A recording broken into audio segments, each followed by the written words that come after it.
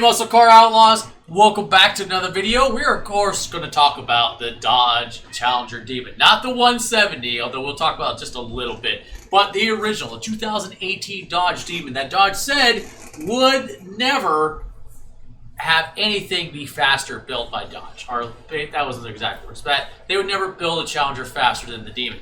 And they kind of kept their word when they used the same engine for the Demon and then put it in the Red-Eye Hellcats. Like the Red-Eyes always remain just a few horsepowers lower than the Dodge Demon.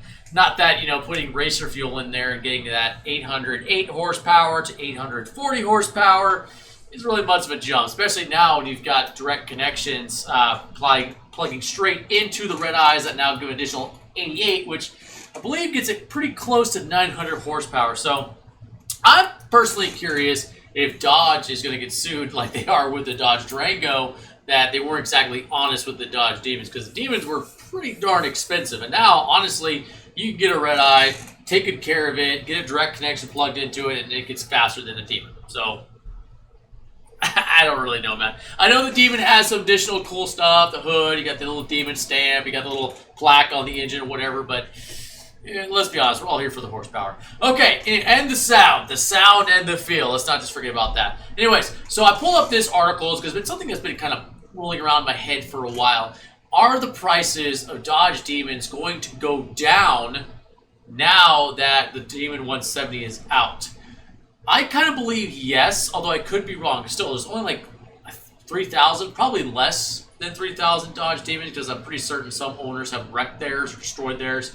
Or they're just, they destroyed the body, but the engine and transmission still stand strong. I don't know. I've seen a couple of YouTube videos where it looks like the thing, like Dodge Demon was done. Anyways, so this article from Muscle Cars and Trucks asked the question, 2018 Dodge Demon, it states that Dodge Demon appears to be holding value despite introduction of D170. Now, the Demon 170s really haven't entered market yet, and of course they're going to be completely out of reach for your average driver. I mean, let's be honest, I'm not going to be able to afford a $250,000 car. You watching this probably also are not going to be able to afford a $250,000 car, okay? That's a house. That's like multiple houses in some states. So the likelihood of getting it, probably not. And honestly, like the Demon 2018 Demons, I doubt they're going to see a lot of mileage thrown on them. Like, I pulled up, just for kicks, I pulled up some Dodge Demons here that were nationwide through TrueCar, and most of them have not much more than 8,000 miles on them. I think the highest I found was like 25,000, and that was in Houston, Texas. So there's a Texan out there somewhere driving his Dodge Demon really fast, which power to them, because I mean, honestly, it's like, what else are you going to do with it? Just sit there and pull it off track day every once in a while? I mean, eventually you're probably going to get bored of the darn thing, unless you're like that, I forget the name of his channel, but he basically converted his Demon from, like, he basically turned it into a Demon 170 before Demon 170 existed, although he did it with turbochargers, not with a fancier E85 engine. Okay, so I'm going to say yes long term, that as these Demons grow older, they get some wear and tear on them, and the Demon 170s are out. I do think they're going to drop in price from what they were.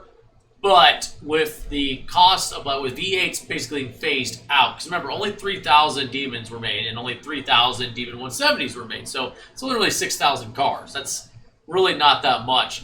And Hellcats, according to Tim Kuniskis, when he interviewed with Jay Leno here, they made 80,000 Hellcats. Mine was one of the cheapest ones I could find in my state. So I got lucky. But they're still pretty hefty. They're pretty far up there. So I think they're going to drop down a little bit, or at least not hold as high of a price as they would have had Dodge not released or created the Demon 170s. But that remains to be seen, honestly. And interesting enough here, because again, the Demons, the 2018 Demons, really are just red eyes with a fancy logo, a fancy drag system in them, wheels, and obviously the status symbol of owning a Demon.